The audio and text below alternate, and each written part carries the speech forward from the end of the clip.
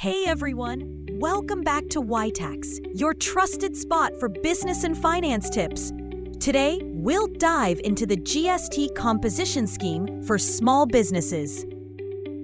What exactly is the GST Composition Scheme? It's a simplified way for small businesses to pay GST at a lower fixed rate based on annual turnover.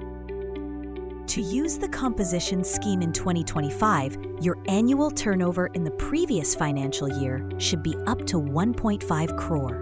The GST rates are set as follows.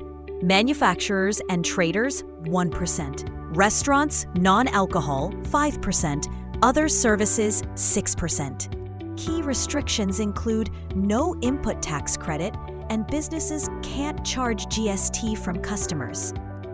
For compliance, quarterly tax payments require CMP 08 and annual return with GSTR 4. Why consider the composition scheme? It offers lower tax rates and simpler compliance, perfect for small and micro businesses. However, it's important to know that you cannot sell interstate and customers can't claim GST credit. To opt in, existing GST-registered businesses should file CMP 02, while new registrants can select the option during registration. Regularly check your turnover to avoid exceeding limits and explain billing changes to clients.